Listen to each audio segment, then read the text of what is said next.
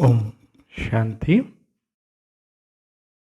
আজ 6 জুলাই 2020 প্রাতঃমূল্যে বাপদাদা বলছেন, মিঠে বাচ্চারা সদা এই খুশিতে থাকো যে আমাদের কে পড়াচ্ছেন।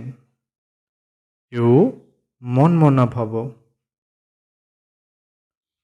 তোমাদের এমন খুশি তো রয়েছে যে কাল পর্যন্ত আমরা প্রস্তর বুদ্ধি সম্পন্ন ছিলাম, আজ পারস বুদ্ধি সম্পন্ন হয়েছি।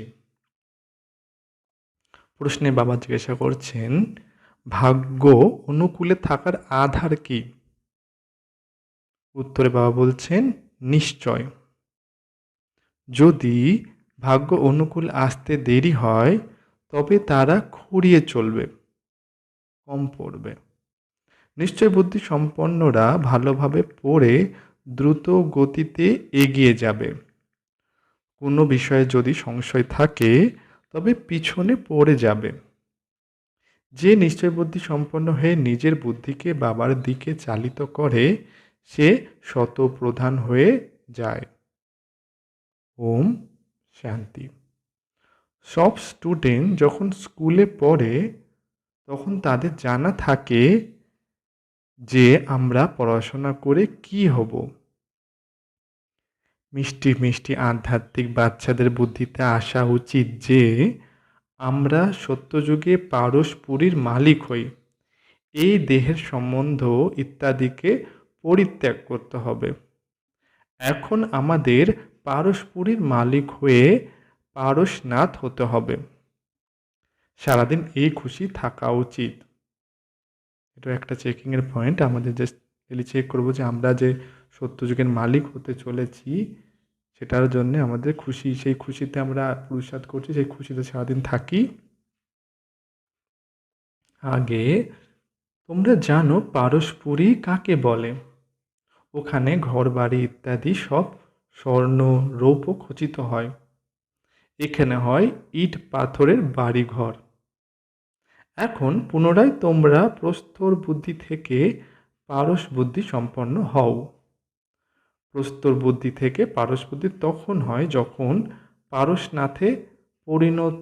পারসনাথে পরিণত করেন যিনি, সেই বাবা এসে তা তৈরি করেন, তাই না? তোমরা এখানে বসে রয়েছ, তোমরা জানো যে আমাদের স্কুল সর্বোচ্চ, এর চেয়ে বড় স্কুল আর হয় না। এই স্কুল থেকে তোমরা পদ্মকোটি ভাগ্যশালী বিশ্বের মালিক হয়ে যাও। বাচ্চারা, তাহলে তোমাদেরও কত খুশি থাকা উচিত। এই প্রস্তরপুরী থেকে পারসপুরীতে যাওয়ার এই হলো সঙ্গম যুগ। কাল প্রস্তর বুদ্ধি সম্পন্ন ছিলে, আজ পারস বুদ্ধি সম্পন্ন হচ্ছ। এ কথা সদা বুদ্ধিতে থাকলে এও মনমনা ভবই। বলছেন যে যদি বুদ্ধিতে এটাও থাকে যে আমরা প্রস্তর বুদ্ধি ছিলাম আর এখন পারস বুদ্ধি হচ্ছি, এটাও মনমনা ভাব। আগে স্কুলের টিচার আসে পড়াবার জন্যে। স্টুডেন্টের মনে থাকে যে এখনই টিচার এলো কি এলো। বাচ্চারা, তোমরাও বোঝো যে আমাদের টিচার স্বয়ং ঈশ্বর। তিনি আমাদের স্বর্গের মালিক করে দেন, তাহলে সঙ্গমেই আসবেন। এখন তোমরা জানো যে মানুষ আহ্বান করতেই থাকে আর তিনি এখানে এসে গেছেন। কল্প পূর্বেও এমনই হয়েছিল, তবে তো লেখা হয়েছে যে বিনাশকালে বিপরীত বুদ্ধি, কারণ তারা হলো প্রস্তর বুদ্ধি সম্পন্ন। তোমাদের হলো বিনাশকালে প্রীত বুদ্ধি। তোমরা পারস বুদ্ধি সম্পন্ন হচ্ছ, তাই এমন কোনো উপায় বের করা উচিত যাতে মানুষ শীঘ্রই বোঝে। এখানেও অনেকে নিয়ে আসে, তথাপি বলে শিব বাবা ব্রহ্মা বাবা শরীর দ্বারা কিভাবে পড়ান, কিভাবে আসেন, কিছুই বোঝে না। এত সব সেন্টারে আসে। নিশ্চট বুদ্ধি সম্পন্ন তো, তাই না? সকলেই বলে শিব ভগবানু বাচ, শিবই সকলের পিতা। কৃষ্ণকে সকলের পিতা বলবে কি? না, বলবে না। এত বিভ্রান্ত হওয়ার কোনো কথাই নেই। কিন্তু ভাগ্যে যদি দেরিতে খোলে, তখন খোঁড়াতে থাকে। যারা কম পড়ে তাদের বলা হয় এরা খুঁড়িয়ে চলে। যারা সংশয় বুদ্ধি সম্পন্ন তারা পিছনে পড়ে থাকবে। নিশ্চয় বুদ্ধি সম্পন্নরা সঠিকভাবে যারা পড়বে তারা দ্রুত এগিয়ে যাবে। কত সিম্পলভাবে বোঝানো হয়।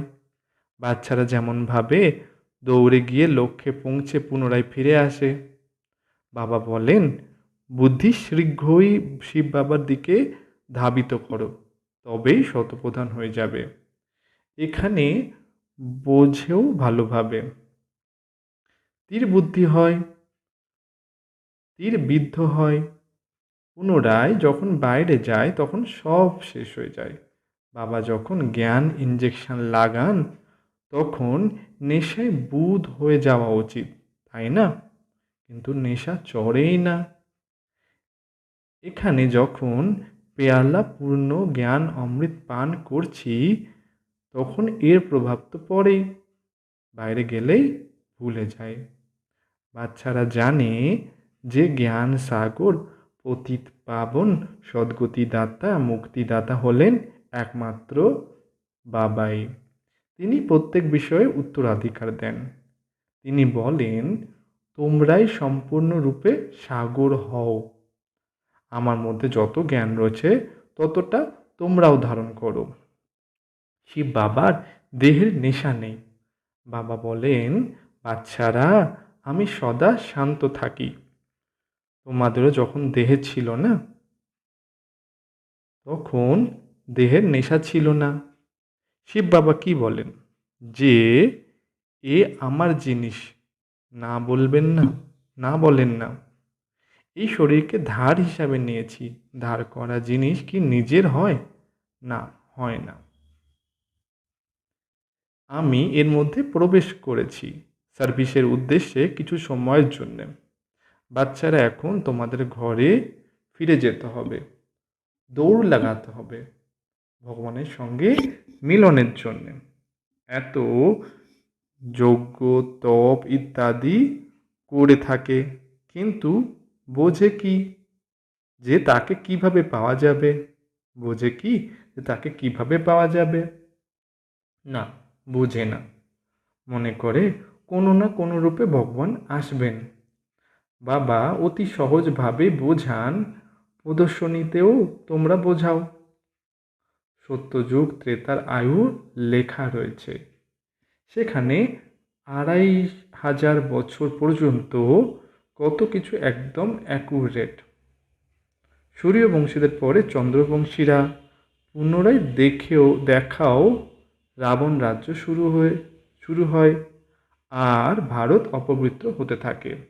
দাপর কলিযুগে রাবণ রাজ্য শুরু হয়। তিথি তারিখও রয়েছে। মধ্যে রাখো সঙ্গম যুগকে। সারথি তো অবশ্যই চাই, তাই না? এই রথে প্রবেশ করে বাবা রাজযোগ শেখান, যার ফলে এই লক্ষ্মীনারায়ণ হয়। কাউকে বোঝানো অতি সহজ। লক্ষ্মীনারায়ণের ডিনাস্টি কত সময় পর্যন্ত চলে, আর সব ঘরানা হলো পার্থিব জগতের, এই হলো অসীম জগতের। এই অসীম জগতের হিস্ট্রি জিওগ্রাফিকে জানা উচিত, তাই না? এখন হলো সঙ্গম যুগ। পুনরায় দৈব রাজ্য স্থাপিত হচ্ছে। এই প্রস্তর পুরানো দুনিয়া বিনাশ যাবে। বিনাশ না হলে নতুন দুনিয়া হবে কিভাবে? এখন বলে নিউ দিল্লি।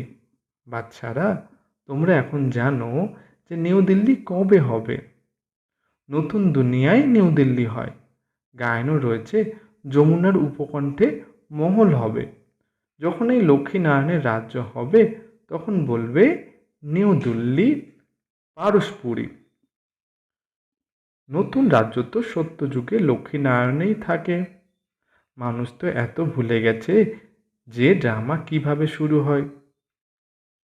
কারা কারা মুখ্য অভিনেতা সেও তো জানা উচিত, তাই না? অভিনেতা তো অনেক, কিন্তু তোমরা মুখ্য অ্যাক্টরদের জানো। তোমরা মুখ্য অ্যাক্টর হচ্ছ। সর্বাপেক্ষা প্রধান ভূমিকা তোমরা পালন করছো। তোমরা হলো আধ্যাত্মিক সোশ্যাল ওয়ার্কার, আর বাকি সব হলো লৌকিক সোশ্যাল ওয়ার্কার।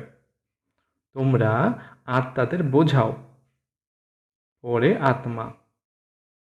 মানুষ মনে করে শরীর পরে, এ কথা কেউই জানে না যে আত্মা এই ইন্দ্রিয় দ্বারা পড়ে। আমরা অর্থাৎ আত্মারা ব্যারিস্টার ইত্যাদি হই। বাবা আমাদের পড়ান, সংস্কারও আত্মায় থাকে। সংস্কার নিয়ে যাবে পুনরায় এসে নতুন দুনিয়ায় রাজত্ব করবে। যেমন সত্য যুগে রাজধানী চলত, তেমনভাবেই শুরু হয়ে যাবে। এতে কিছু জিজ্ঞাসা করার প্রয়োজনই নেই। মুখ্য কথা হলো, কখনোই দেহে অভিমানে এসো না। নিজেকে আত্মা নিশ্চয় করো, কোনো বিকর্ম করো না। স্মরণে থাকো, তাহা না হলে এই বিকর্মের বোঝা শতগুণ হয়ে যাবে। হাড় গোড় একদম ভেঙে যাবে। এর মধ্যেও মুখ্য বিকার হলো কাম বাসনা। অনেকে বলে বাচ্চারা বিরক্ত করে, তখন মারতে হয়। এখন এটা কোনো জিজ্ঞাসা করার মতন ব্যাপারই নয়। একে তো ছোট্ট পয়সার পাপ বলা হবে। তোমাদের মাথায় তো জন্ম জন্মান্তরের পাপ রয়েছে। প্রথমে একে তো ভস্মীভূত করো। বাবা পবিত্র হওয়ার অনেক সহজ উপায় বলেন। একমাত্র বাবার স্মরণেই তোমরা পবিত্র হয়ে যাবে। ভগবানুবাজ বাচ্চাদের উদ্দেশ্যে তোমাদের অর্থাৎ আত্মাদের সঙ্গে বার্তালাপ করি। আর কোনো মানুষ এভাবে বুঝতে পারবে না। তারা নিজেদের শরীর মনে করে। বাবা বলেন, আমি আত্মাদের বোঝাই। গায়নও করা হয়, আত্মা আর পরমাত্মার মেলা হয়। এখানে কোনো আওয়াজ ইত্যাদি করতে হবে না। এ তো পঠন পাঠন। দূর দূরান্ত থেকে আসে বাবার কাছে, যারা নিশ্চয় বুদ্ধি সম্পন্ন হবে। ভবিষ্যতে একটা আকর্ষণ কারোর হয় না, এতটা আকর্ষণ কারোর হয় না।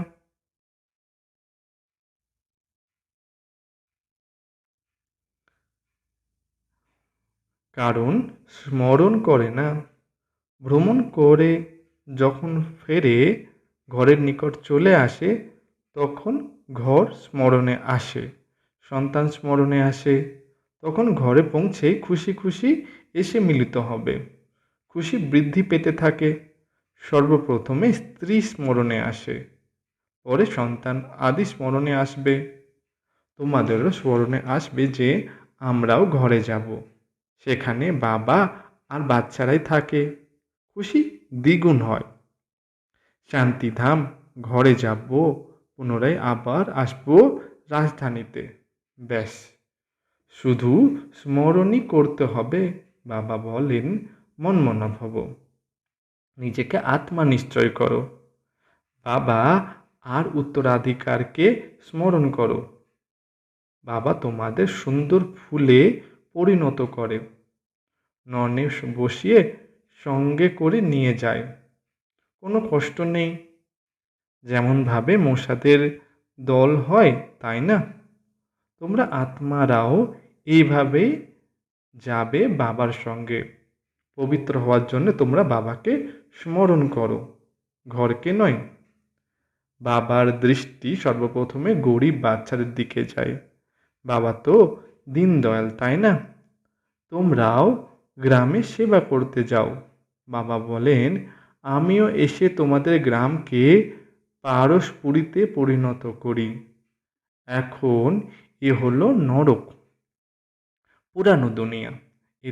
একে অবশ্যই ভাঙতে হবে। নতুন দুনিয়া নিউ দিল্লি, তাই সত্যযুগী হবে। সেখানে রাজ্য তোমাদেরও হবে। তোমাদের নেশা চড়ে যে আমরা পুনরায় নিজেদের রাজধানী স্থাপন করব, যেভাবে কল্প পূর্বেও করেছিলে। এ কথা কি বলবে যে আমরা এমনভাবে ঘরবাড়ি তৈরি করব? না, তা বলবে না। না, তোমরা যখন যাবে ওখানে তখন অটোমেটিক তোমরা এইসব তৈরি করতে থাকবে, কারণ আত্মায় সেই পাঠ ভরা রয়েছে। এখানে পাঠ হলো শুধু পড়ার, ওখানে তোমাদের বুদ্ধি আপনা থেকে আসবে যে এমনভাবে আমরা মহল তৈরি করব, যেমন গল্প পূর্বেও তৈরি করেছিলে তেমনই তৈরি করতে থাকবে। আত্মায় পূর্ব থেকেই তার নির্ধারিত হয়ে রয়েছে। তোমরা সেই মহলই তৈরি করবে, যে মহলে তোমরা প্রতিকল্পে থাকো। এই বিষয়গুলিকে নতুনরা বুঝতে পারবে না। এখানে আসি আর নতুন নতুন পয়েন্ট শুনে রিফ্রেশ হয়ে যায়। নতুন নতুন পয়েন্টস বেরিয়ে আসতে থাকে, সেও ড্রামে নির্ধারিত। বাবা বলেন, বৎস, আমি সদা এই ষাঁড়ের ওপর আরোহণ করব, এতে আমি সুখী হই না। বাচ্চারা, আমি তোমাদের পড়াতে আসি। এমনও নয় যে ষাঁড়ের ওপর আরোহণ করে বসে থাকি। রাত দিন ষাঁড়ের ওপরে আরোহণ করা যায় কি? ওনার তো সেকেন্ডে আসা যাওয়া, সদা বসে থাকার নিয়মই নেই। বাবা কত দূর থেকে আসেন পড়াবার জন্যে। ওনার ঘর তো ওখানে, তাই না?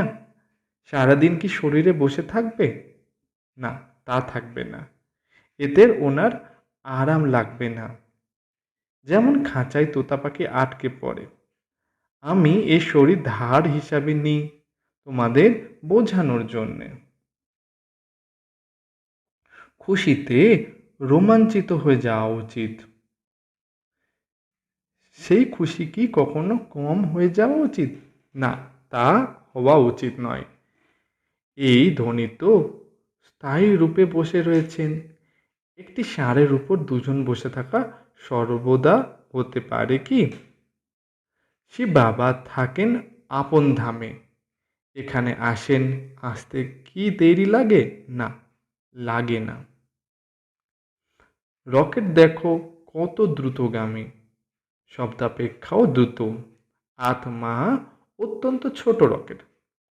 আত্মা যায় কিভাবে? এখান থেকে অতি শীঘ্র যেতে পারে লন্ডনে। গায়নে রয়েছে 1 সেকেন্ডে জীবন মুক্তি। বাবা স্বয়ং রকেট। বাবা বলেন, আমি তোমাদের পড়াতে আসি, পুনরায় যাই নিজের ঘর। এই সময় অত্যন্ত ব্যস্ত থাকি। আমি দিব্য দৃষ্টিদাতা, তাই ভক্তদেরকেও রাজি করাতে হয়। তোমাদেরকেও পড়াই, ভক্তদেরও মনে হয় যে সাক্ষাৎকার হয় বা কিছু না কিছু চাই। সর্বাপেক্ষা অধিক ভিক্ষা করে জগদম্বার কাছে। তোমরা হলে জগদম্বা, তাই না? বিশ্বের রাজত্বের ভিক্ষা দাও। ভিক্ষা আর কিছুই না, শুধু বলেন বাবাকে স্মরণ করো, তবে বিকর্ম বিনাশ হবে, শান্তিধামে চলে যাবে। আমি গ্যারান্টি করছি যে আমাকে স্মরণ করো, তবেই তোমাদের আয়ু দীর্ঘ হয়ে যাবে। সত্যযুগে মৃত্যুর নামই থাকে না, ওটা হলো অমরলোক। ওখানে মৃত্যুর নামই থাকে না, শুধু এক আবরণ পরিত্যাগ করে অন্য নেয়। একে মৃত্যু বলবে কি? এ হলো অমরপুরী। সাক্ষাৎকার হয় যে আমাকে বাচ্চা হতে হবে, খুশির বিষয়। ব্রহ্মা বাবার মনে হয় এখন গিয়ে বাচ্চা হব। তিনি জানেন গোল্ডেন স্পুন ইন মাউথ। সোনার চামচ মুখে নিয়ে জন্মানো হবেন। অদ্বিতীয় পিতার হারানিধি সন্তান। বাবা অ্যাডপ্ট করেছেন। আমি হারিয়ে যাওয়া সন্তান। তাহলে কত ভালোবাসেন। একদম প্রবেশ করে যায়। এও তো খেলা, তাই না? খেলায় সর্বদা আনন্দ হয়। এও জানে অবশ্যই অতি ভাগ্যশালী রথ, যার জন্যে গায়নও রয়েছে। জ্ঞান সাগর এনারও মধ্যে প্রবেশ করে তোমাদের জ্ঞান দান করেন। বাচ্চারা, তোমাদের জন্য এই খুশিটি অনেক যে ভগবান এসে পড়ান। ভগবান স্বর্গে রাজত্ব স্থাপন করেন। আমরা ওনার সন্তান। তবে আমরা কেন নরকে? এ কারোর বুদ্ধিতে আসে না। তোমরা হলে ভাগ্যশালী। তোমরা বিশ্বের মালিক হওয়ার জন্য পড়ো। এখন পড়ার ওপরে কত অ্যাটেনশন দেওয়া উচিত? এখানেও চেক করা দরকার যে সেই অ্যাটেনশন আমরা দিচ্ছি, যতটা অ্যাটেনশন দেওয়া উচিত পড়ার উপরে। আগে আচ্ছা, মিষ্টি মিষ্টি হারানিধি বাচ্চাদের প্রতি মাতা পিতা বাপ দাদার স্মরণের স্নেহ সুমন আর সুপ্রভাত। আত্মাদের পিতা ওনার আত্মারূপী বাচ্চাদেরকে জানাচ্ছেন নমস্কার। আমরা আত্মারূপী বাচ্চারা আত্মারূপী পিতাকে জানাই নমস্কার। ওম শান্তি। ধারণার জন্য মুখ্য সারে বাবা বলেছেন, 1 নম্বর পয়েন্ট, এই দ্বৈত খুশিতে থাকতে হবে যে এখন ভ্রমণ সম্পূর্ণ হয়েছে। প্রথমে আমরা নিজেদের ঘর শান্তিধামে যাব, পুনরায় নিজেদের রাজধানীতে আসব। 2 নম্বরে বাবা বলেছেন, মাথায় জন্ম জন্মান্তরে যে পাপের বোঝা রয়েছে তা ভস্মীভূত করতে হবে। দেহে অভিমানে এসে কোনো বিকর্ম করা উচিত নয়। বরদানে বাবা বলেছেন, মনের স্বাধীনতা দ্বারা সকল আত্মাদের শান্তির দান প্রদানকারী মনসা মহাদানী ভব। মনের স্বাধীনতার দ্বারা সকল আত্মাদের শান্তির দান প্রদানকারী মনসা মহাদানী ভব। ব্যাখ্যা, বন্ধনে আবদ্ধ গৃহিণীরা যদিও শরীরে পরাধীন, কিন্তু মনে যদি স্বাধীন হয় তবে নিজেদের বৃত্তি দ্বারা শুদ্ধ সংকল্প দ্বারা বিশ্বের বায়ুমণ্ডল পরিবর্তন করতে পারে। আজকাল বিশ্বে প্রয়োজন রয়েছে মনের শান্তির। তাই মন থেকে স্বতন্ত্র আত্মা মনসা দ্বারা শান্তির ভাইব্রেশন ছড়িয়ে দিতে পারে। শান্তির সাগর বাবার স্মরণে মগ্ন থাকলে অটোমেটিক শান্তির কিরণ ছড়িয়ে পড়তে থাকে। এমনভাবে শান্তির দান প্রদানকারী মনসা মহাদানী। স্লোগানে বাবা বলেছেন, স্নেহ স্বরূপের অনুভব তো শোনাতে থাকো, এখন শক্তি স্বরূপের অনুভব শোনাও। স্নেহ স্বরূপের অনুভব তো শোনাতে থাকো, এখন শক্তি স্বরূপের অনুভবও শোনাও। ওম শান্তি।